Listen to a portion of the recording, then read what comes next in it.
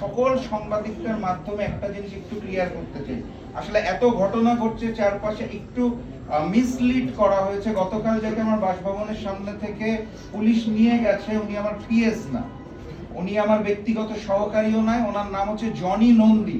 উনি আমাদের যে যুব সংগঠন আছে যুব জাগবার, তার ক্রীড়া সম্পাদক। ওখান থেকে যখন আমার মরহুম দাদা এবং মরহুম পিতা শফিউল আলম প্রধান এবং গমির উদ্দিন প্রধানকে বারবার রাজাকার বলে ইট পাটকেল ছুঁড়ে মারা হচ্ছিল, তখন যুব জাগবার নেতা ক্রীড়া সম্পাদক জনি নন্দী সহ্য করতে না পেরে প্রতিবাদ করতে গিয়েছিল। ওখানে একটা হট্টগোলের সৃষ্টি হয়ে গেছিল এবং পুলিশ তাকে উঠিয়ে নিয়ে গেছে।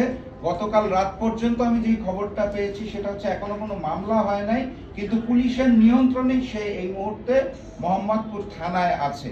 আমরা দেখছি মামলা হয় কিনা, মামলা হলে আইনিভাবে ব্যবস্থা নিতে হবে।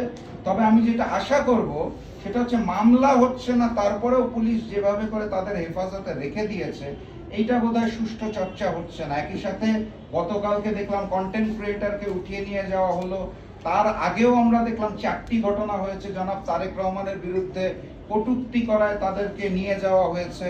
এর মধ্যে একজন জামাতের মহিলা বিভাগের সদস্যও ছিলেন। তো সবকিছু মিলিয়ে এই বিষয়গুলো নিয়ে সবচেয়ে বেশি প্রতিবাদী কণ্ঠ যার ছিল সেই সংগঠনের নাম মজলুম সংগঠন বিএনপি। 17 বছরে এই অত্যাচারগুলো সবচেয়ে বেশি যাদেরকে ফেস করতে হয়েছিল সেই সংগঠনের নাম ছিল মজলুম বিএনপি।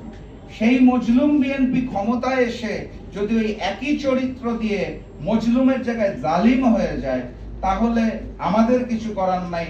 আমরা আগেও মজলুম ছিলাম, এখনো মজলুম আছি, তখনও প্রতিবাদ করেছি, এখনো করতে হবে। ধন্যবাদ।